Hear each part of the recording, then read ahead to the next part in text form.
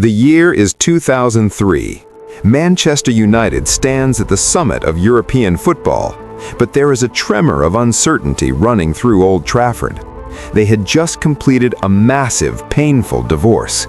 David Beckham, the club's biggest star, the face of global football, was gone, sold to Real Madrid. United had the titles, but they had lost their icon.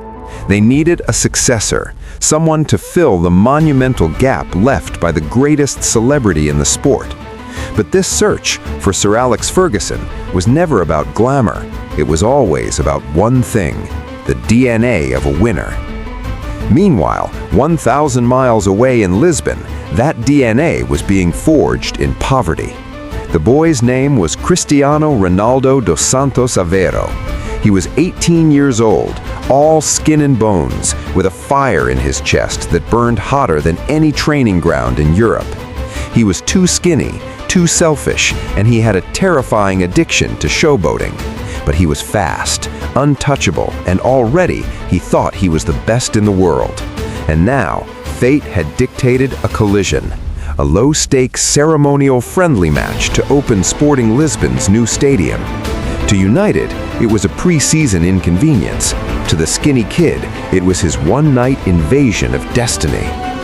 The manager of the Portuguese team, Fernando Santos, gave a simple order to the kid: just stick to the basics, no tricks. Ronaldo walked onto the pitch, looked directly at Santos, and decided to betray that order within the first 5 minutes. His direct opponent, John O'Shea, was a solid, reliable Irish international. He was the perfect benchmark for a Premier League defender. He was tasked with containment. He was about to be destroyed on live television. Every time Ronaldo got the ball, he didn't just beat O'Shea, he humiliated him. He would feint one way, skip the other, perform a flurry of impossible stepovers, and then deliver a cross. Imagine trying to catch smoke.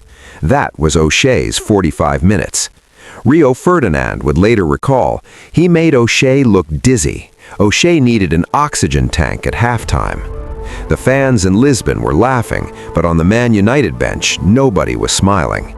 The assistant manager, Carlos Queiroz, knew exactly what he was watching: untamed brilliance. But Ferguson wasn't just watching a great performance, he was watching his rivals. He knew that one of the biggest paradoxes in football history was unfolding. The player was not just auditioning for United, he was auditioning for all of Europe. And his performance was so devastatingly effective, it had created a time-sensitive, billion-dollar emergency.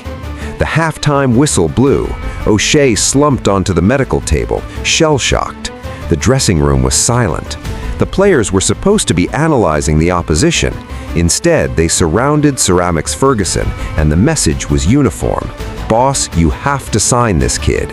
It was Gary Neville, Paul Scholes, and Roy Keane, the club's fiercest veterans, who gave the final, undeniable endorsement. This was not a normal scouting recommendation. This was a forceful agreement. Mick Phelan, the coach, later admitted, "It was the most emotional halftime team talk I've ever been involved in. Everyone was screaming, 'Sign him.'" Ferguson, a man who built a dynasty on calculated decisions, suddenly lost his patience.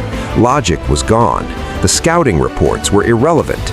He walked out of the dressing room, found the Sporting Lisbon directors, and issued his legendary, non-negotiable command: "We are not leaving this stadium until we have signed that boy." The negotiation was a race against time. Man United was offering a staggering £12.24 million, a record fee for a teenager. It wasn't about the money, it was about the speed. They feared the next morning's newspapers would draw the inevitable conclusion, and the phone call from Roman Abramovich at Chelsea would beat them to the deal. Ronaldo didn't just earn a transfer, he manufactured a bidding war by himself in 45 minutes, using one bewildered defender as his greatest tool. The transfer was forced, the deal was done, and Ronaldo arrived in Manchester with the mythical number 7 shirt, the jersey of Best, Cantona, and Beckham. The immediate reaction was not universal awe, it was frustration.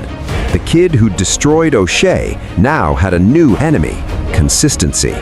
He was too skinny, He dove too easily, and he prioritized flair over delivery.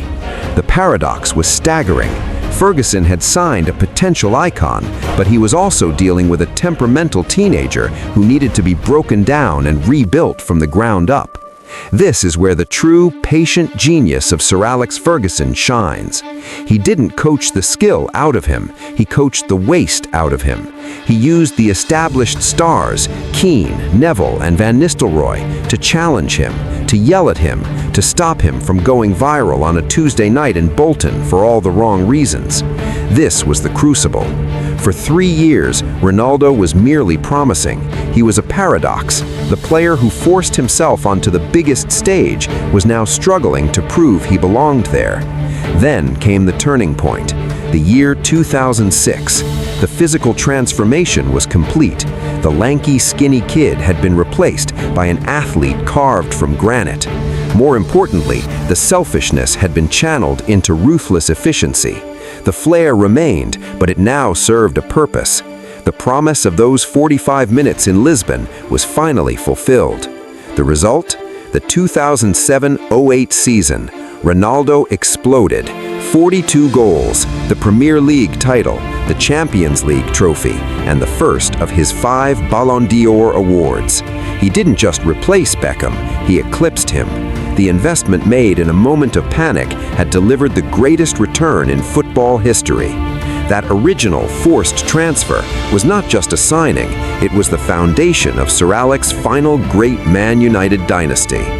The story of Cristiano Ronaldo is not simply a tale of relentless effort, it is a legendary demonstration of the audacity of talent.